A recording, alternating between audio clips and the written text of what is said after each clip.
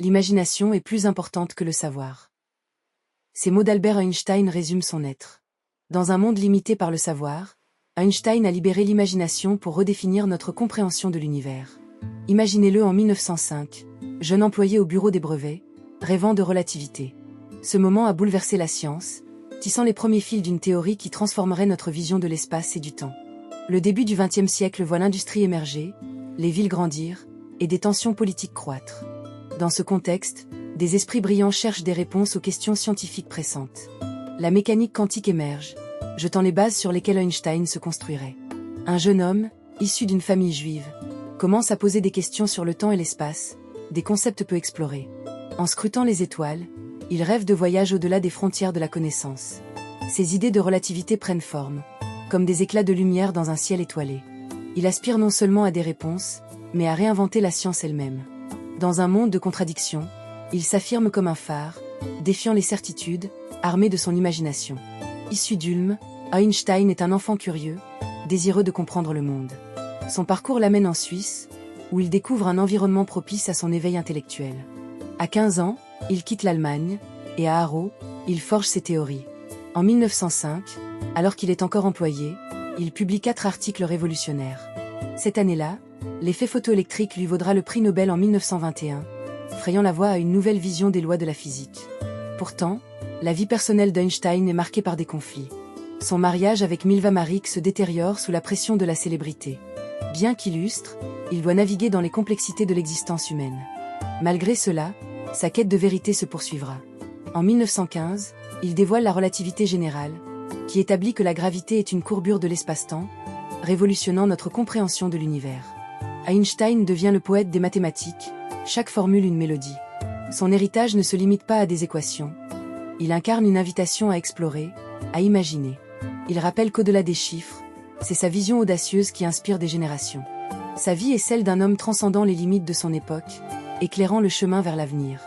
Dans sa quête de transformation du monde, il affronte de nombreux défis, ses idées suscitant opposition. En 1905, lorsqu'il publie ses théories, la communauté scientifique est sceptique face à ses découvertes. Cependant, cela le renforce dans sa détermination à poursuivre son œuvre. Il devient non seulement un scientifique, mais un architecte de notre compréhension du cosmos. La première de ses publications révolutionnaires, sur un point de vue heuristique concernant la production et la transformation de la lumière, met en lumière le phénomène photoélectrique. En exposant ses idées, Albert Einstein remet en question les fondements mêmes de la physique classique, introduisant l'idée que la lumière peut se comporter à la fois comme une onde et comme une particule. Ces concepts perturbateurs résonnent chez les scientifiques d'alors, déclenchant un dialogue animé. Des figures comme Max Planck et Niels Bohr, bien que sceptiques, commencent à accepter que la réalité scientifique ne peut plus être considérée simplement comme une somme de certitudes. La dichotomie entre la matière et l'énergie se dissipe, révélant une interconnexion insoupçonnée. À cette époque, le bureau des brevets à Berne devient le témoin silencieux des ruminations d'un esprit en ébullition.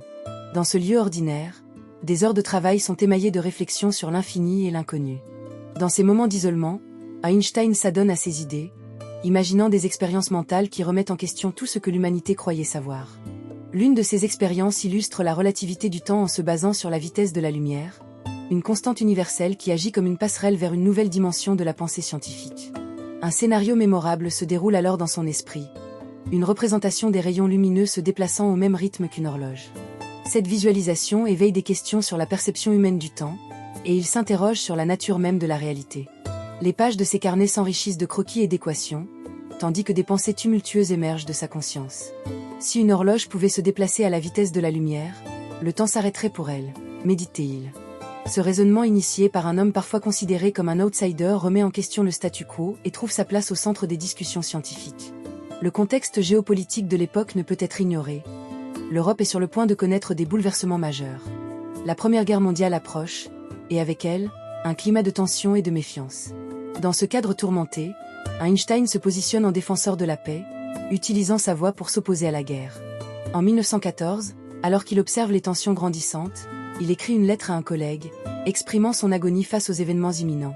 « Je ne peux pas croire que les gens soient capables de détruire leur propre diversité au profit d'une autre forme de haine. » Sa conscience sociale croît alors qu'il devient un ardent défenseur des droits civiques, se battant pour l'égalité et la liberté d'expression.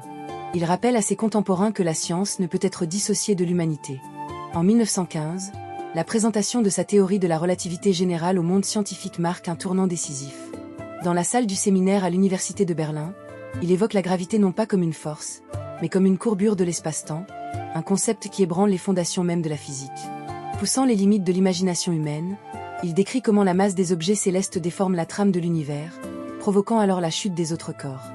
Les images décrites par Einstein ressemblent à des danseurs sur une toile invisible, témoignant d'un ballet cosmique où chaque mouvement est interconnecté. Les astronomes et physiciens de l'époque, confrontés à ces idées novatrices, comprennent qu'ils ne peuvent plus se fier uniquement à des lois établies. 3 ans plus tard, en 1919, lors d'une éclipse solaire, les prévisions d'Einstein sont mises à l'épreuve. Des scientifiques, dont Arthur Eddington, s'aventurent dans des lieux reculés pour observer la déviation de la lumière des étoiles autour du Soleil. Les préparatifs sont minutieux, des observatoires sont établis sur des îles de l'Atlantique et en Afrique, au cœur d'un événement astronomique unique.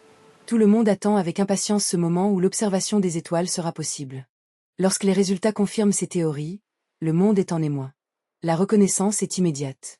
Albert Einstein devient une figure emblématique, le visage d'une science nouvelle, mais il ne laisse pas les honneurs le distraire de ses idéaux. Dans une lettre à une amie, il confesse « La célébrité n'est qu'un fardeau ». Cependant, malgré l'éclat de sa carrière, sa vie personnelle se ternit. Son mariage avec Milva Marić, qui avait été un soutien essentiel au début de sa carrière, se désintègre lentement. Les tensions grandissent, exacerbées par la pression de la célébrité et des ambitions scientifiques. Ce chapitre douloureux de sa vie le pousse à réfléchir sur les sacrifices nécessaires pour poursuivre son rêve. Dans une de ses lettres à Milva, il écrivait « Je préfère être un homme qui rêve que de vivre dans l'illusion ». Ces mots ne sont pas seulement une déclaration personnelle, mais un reflet de sa lutte intérieure entre l'ambition et l'amour, une dichotomie que tant de génies créatifs éprouvent. L'ascension d'Einstein dans le monde scientifique semble parallèle à l'effondrement de sa relation personnelle. En 1921, le prix Nobel de physique lui est décerné, mais ce triomphe est entaché par la fracture de sa famille. Ses enfants sont pris dans un tourbillon d'émotions, chacun luttant avec les conséquences de la célébrité de leur père. Hans Albert, son fils aîné, ressent la distance imposée par l'obsession de son père pour la science, une distance qui ne peut être comblée que par des souvenirs. Malgré ces tourments, son engagement pour un monde meilleur s'affirme. En 1933, alors que les nazis prennent le pouvoir en Allemagne, Einstein doit fuir vers les États-Unis. À Princeton, il devient un symbole de l'exil intellectuel. Ses discours au sein de la communauté scientifique soulignent l'importance de l'éthique en sciences, et il met en garde contre les conséquences tragiques des découvertes scientifiques lorsqu'elles sont mal utilisées. Sa lettre adressée à Franklin D. Roosevelt sur les implications de l'énergie nucléaire témoigne de sa profonde préoccupation pour l'humanité. Il comprend que les idées qu'il a développées pourraient être utilisées pour détruire, non seulement des pays, mais des générations entières.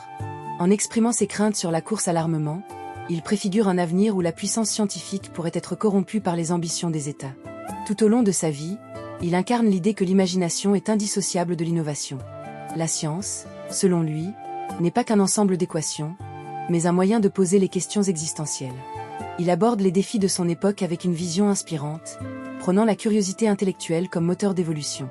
Son héritage ne réside pas que dans ses théories, mais aussi dans son engagement social. Après la Seconde Guerre mondiale, il plaide pour la paix et le désarmement. Face aux horreurs de la guerre, il comprend que la science doit servir l'humanité. Ses réflexions sur l'éthique, la responsabilité et le progrès technologique résonnent dans nos débats contemporains. Les défis d'un monde en mutation rapide sollicitent notre responsabilité. Comment utiliser les découvertes scientifiques pour le bien commun? L'esprit d'Einstein nous encourage à rêver, questionner et engager des actions significatives. Sa vie et ses mots appellent à la réflexion sur notre rapport à la science, notre place dans l'univers. En conclusion, l'héritage d'Albert Einstein doit interroger notre quotidien. Sa curiosité, son courage et son engagement peuvent nous guider pour un monde meilleur. Répondons à l'appel de son héritage en posant des questions essentielles sur notre rôle et notre impact. Que l'imagination et la responsabilité soient nos boussoles dans cet avenir complexe.